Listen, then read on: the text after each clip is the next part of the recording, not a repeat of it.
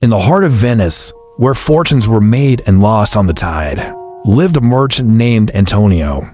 His ship sailed to the farthest corners of the world, and his name was synonymous with honor. Yet, for all his success, a strange melancholy clung to him, a sadness even his closest friends couldn't understand. And no friend was closer than Bassanio, a young nobleman with a spirit far richer than his purse. Bassanio was in love, not just with anyone, but with Portia Belmont, a lady whose intelligence and grace were as legendary as her immense wealth. To win her, he needed to present himself as a worthy suitor, and that required money he simply didn't have. He went to Antonio, his friend and mentor, and laid his heart bare. Antonio, ever generous, wanted to help.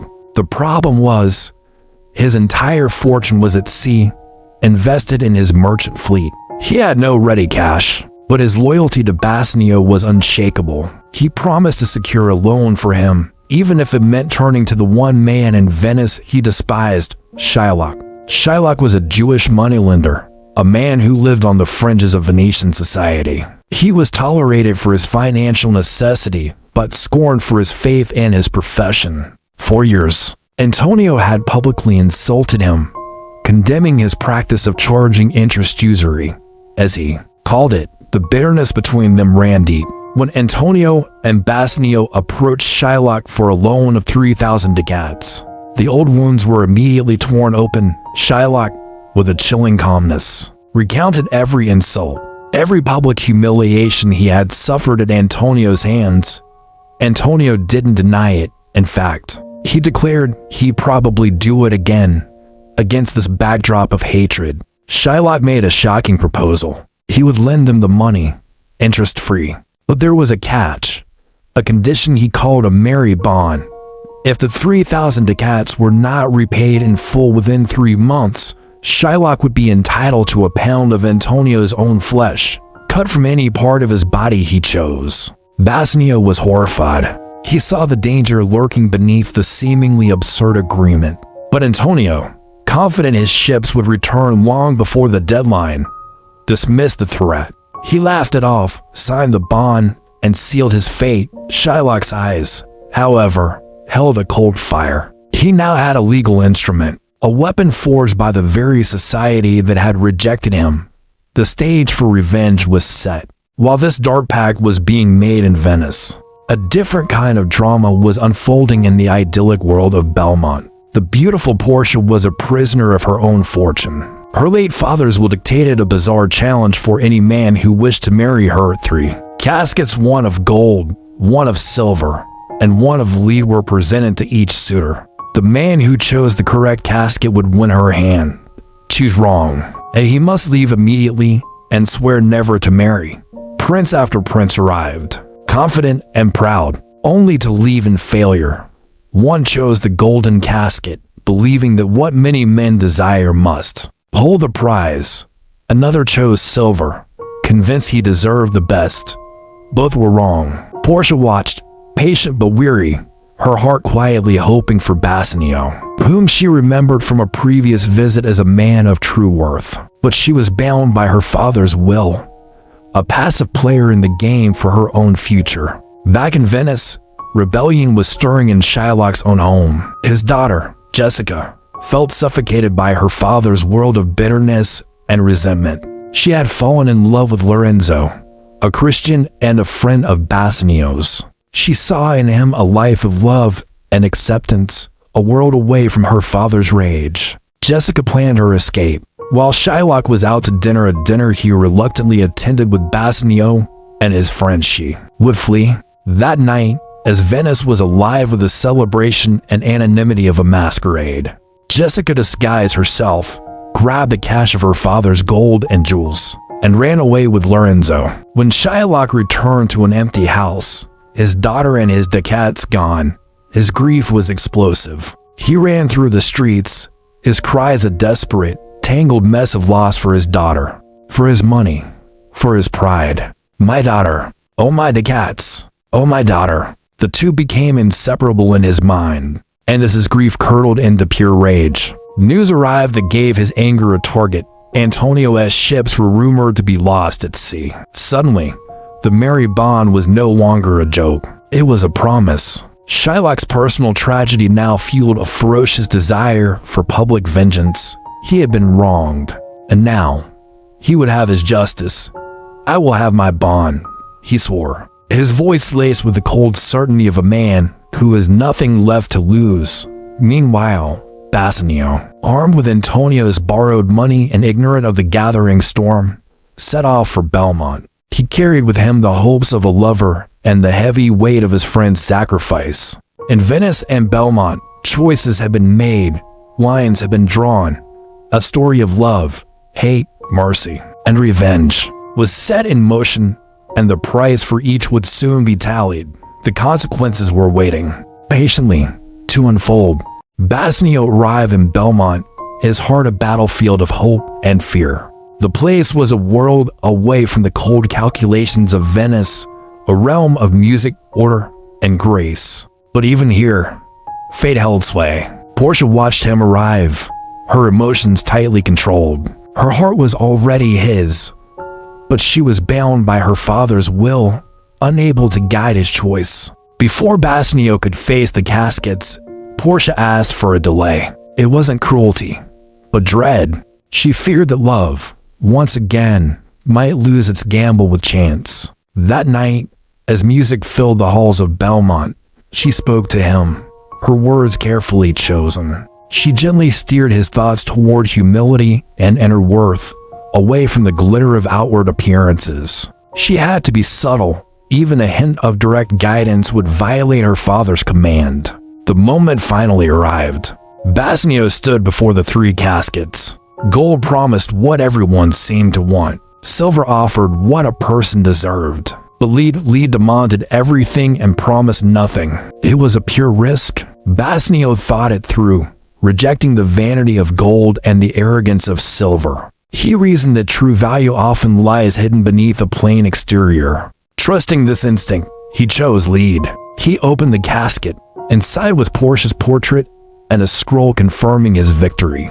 The tension in the room shattered, replaced by pure joy. Now free to speak her heart, Portia accepted Bassanio with all the warmth she had held back. She placed a ring on his finger, making him promise never to part with it. It was a symbol of their trust, their new unity. Without a second thought, Bassanio swore his undying loyalty. In that same joyful moment, Gratiano, Bassanio's lively friend, and Nerissa, Portia's lady-in-waiting, also pledged their love, mirroring the main couple's bond. Belmont erupted in celebration, but the happiness was tragically short-lived.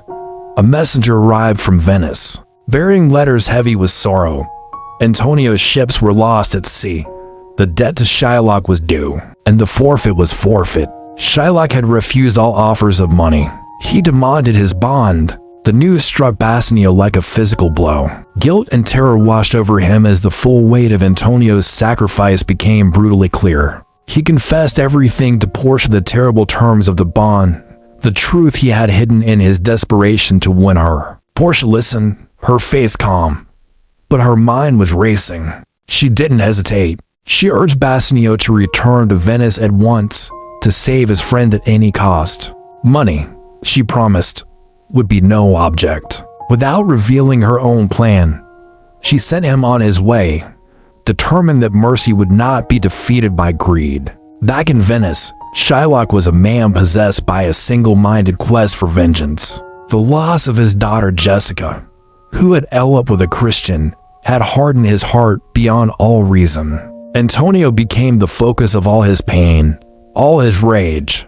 Friends and officials pleaded with Shylock, offering him many times the original loan. But he refused. "The pound of flesh," he declared, "is dearly bought.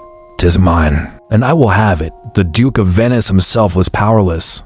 The law was on Shylock's side. Antonio was arrested and brought to trial. His friends gathered around him, offering what little comfort they could. But no one could change the grim reality of the contract. Antonio accepted his fate with a quiet, tragic dignity. He believed he was ruined, not just in fortune, but in life. But Portia was not standing by idly. In Belmont, a brilliant plan was taking shape. Disguising herself as a young, learned lawyer named Balthazar, she set out for Venice. Nerissa, dressed as her clerk, went with her. Their weapon would not be money or force, but intellect and the law itself. The courtroom was thick with tension. Shylock stood firm, his knife ready. Antonio was pale but composed, resigned to his death. Bassanio and Gratiano were beside themselves, desperately offering fortunes to Shylock, who remained as immovable as stone. "If you deny me," he warned the court, "you do me wrong." Just then, Portia entered, introducing herself as Balthazar, a legal expert sent from Padua to help the Duke. She took the bond, read it carefully, and to everyone's dismay, acknowledged its legality. For a gut-wrenching moment, all hope died. Then, she turned from the law to something higher. She appealed to Shylock's humanity. "The quality of mercy is not strained," she said, her voice a beacon in the tense room. "It droppeth as the gentle rain from heaven." She explained that mercy blesses both the one who gives it and the one who receives it. It is an attribute of God himself. But Shylock would not be moved. He demanded justice. The law, and so, the law he would have. Portia granted him the bond. The court prepared for the grim sentence. Antonio bared his chest, ready for the knife. Bassanio cried out in agony, swearing he would sacrifice his wife, his life, everything, to save his friend. And then, Portia sprang the trap. "Tarry a little," she said calmly.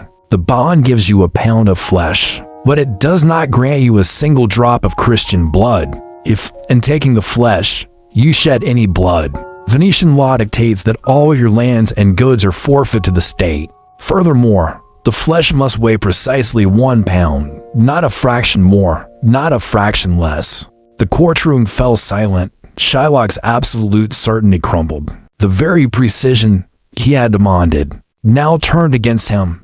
Panicked, he tried to accept the money he'd been offered earlier, but Portia declared it was too late. He had demanded justice, and justice he would receive. The law now turned on Shylock. For plotting against the life of a Venetian citizen, his property was to be confiscated, and his own life was at the mercy of the Duke. Antonio, saved from the brink of death, showed the mercy Shylock had refused. He asked that Shylock's life be spared, but on two conditions. He must convert to Christianity, and upon his death, his entire estate must go to his daughter Jessica and her husband, Lorenzo. Broken and utterly defeated, Shylock agreed. He left the court stripped of his power, his pride, and his purpose. Antonio was saved. The room flooded with relief and gratitude. Overwhelmed, Bassanio offered the brilliant young lawyer anything he desired as a reward. Portia, still in disguise, asked for only one thing: the ring on his finger. The very ring he swore he would never part with. He hesitated, but under pressure from Antonio, he gave it away. Completely unaware that he had just failed his wife's first test, the trial was over. But the story was not.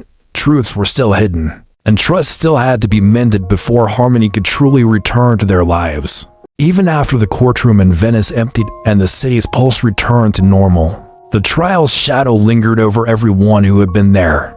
Antonio was alive, but he was a changed man. The very law that almost ended his life had also shown him the fine line between justice and mercy. He was saved, but the weight of Shylock's ruin was a heavy burden, a bitter reminder that even victory can leave a sour taste. Meanwhile, Bassanio and Gratiano were eager to get back to Belmont, to escape the memory of sharp knives and even sharper judgments. Traveling with them were Portia and Nerissa, still disguised as the lawyer and his clerk. Their true identities remained a clever secret hidden behind their robes and quick wits. The journey back felt lighter, but a quiet tension was building, a tension born from promises that were made and then broken as they traveled. Portia couldn't stop thinking about Bassanio's willingness to give away the ring she had given him. That ring was supposed to be a symbol of their unbreakable trust, yet he had surrendered it so easily, even if it was for a noble reason. Nerissa shared her mistress's concern, having watched her own husband, Gratiano, part with his ring just as quickly. The two women decided this was a lesson that needed to be taught, and not gently. Loyalty, when tested, must be thoroughly examined. Belmont greeted them with its serene beauty, a world away from the cruelty of the Venetian court. The moonlit gardens and quiet halls felt like a sanctuary. Bassanio and Gratiano arrived first, completely unaware that their wives were already home. Having traveled ahead of them, Portia welcomed Bassanio with a warm smile, but her eyes immediately noticed the missing ring on his finger. With a calm that was almost chilling, she asked him about it. Bassanio, looking uneasy, tried to explain. He spoke of his immense gratitude, his obligation to the brilliant lawyer who had saved Antonio's life. Portia listened patiently, but her disappointment was clear in her voice. She reminded him of his vow, the promise he made never to part with it. Cornered by his own sense of honor, Bassanio found himself trapped between the truth and his fear of her reaction. Just then, Nerissa joined them, starting the same charade with Gratiano. When he too admitted he'd given his ring away, the atmosphere grew thick with tension. What started as light-hearted accusations soon turned into sharper, more pointed words. Both men were flooded with shame, yet neither of them understood the true depth of the test they were failing. Antonio arrived shortly after and immediately sensed the strain. Always the man of sacrifice, he stepped forward, offering himself as security once more. He pledged his very soul to guarantee Bassanio's faithfulness, echoing the bond that had nearly cost him his life. It was a sincere gesture, but it also reopened old wounds, proving that Antonio's loyalty remained unshakable even when others faltered. Finally, Portia decided the torment had gone on long enough. With a calm authority, she revealed the truth. She and Nerissa confessed that they were the lawyer and the clerk who had saved Antonio in court. The rings, they explained, were never lost to strangers. They had been given right back into their own hands. The shock was immense, but it quickly melted into relief and then into pure wonder. Bassanio and Gratiano stood there humbled, finally recognizing the incredible intelligence and resolve of their wives. Portia's deception wasn't an act of cruelty. It was a lesson, a powerful reminder that trust must be strong enough to withstand pressure. The joy in Belmont was made complete when more good news arrived from Venice. Antonio learned that 3 of his merchant ships, which he believed were lost at sea, had safely returned to port. Fortune, which had been so cruel to him, now returned what it had taken away. His relief was quiet but profound. Antonio's story wasn't ending in loss, but in a deeper understanding of the world. And what of Shylock? His fate was sealed. He disappeared from the story just as he had disappeared from Venice's favor alive, but stripped of his wealth, his identity, and his power. His downfall serves as a grim counterpoint to the play's happy ending, a stark reminder that justice without mercy can inflict wounds as deep as any cruelty. As night fell over Belmont, the air filled with music and laughter once more. The couples gathered under the stars, their love no longer a fairy tale, but something that had been tested and proven real. Portia reflected on how easily the law can destroy and how carefully mercy must be applied. Bassanio, standing by her side, finally understood that true wisdom often wears a gentler face than pride. Antonio watched them all quietly, a sense of peace finally settling over him. His deep, unspoken sadness seemed to loosen its grip. He had witnessed the very best and worst of human nature, from cold judgment to profound compassion, and his faith and friendship had emerged stronger than ever. And so, the story of the Merchant of Venice concludes, not with simple triumph or punishment, but with a sense of balance. Love was preserved, loyalty was tested and reaffirmed, and justice was corrected by mercy. In a world often ruled by contracts and appearances, true worth was finally revealed not in gold or silver, but in humility, forgiveness, and the courage to choose kindness, especially when the cost is high. Thanks for watching. If you enjoyed this deep dive into one of Shakespeare's most complex plays, don't forget to like, subscribe, and hit the notification bell for more stories from the world of classic literature. See you next time.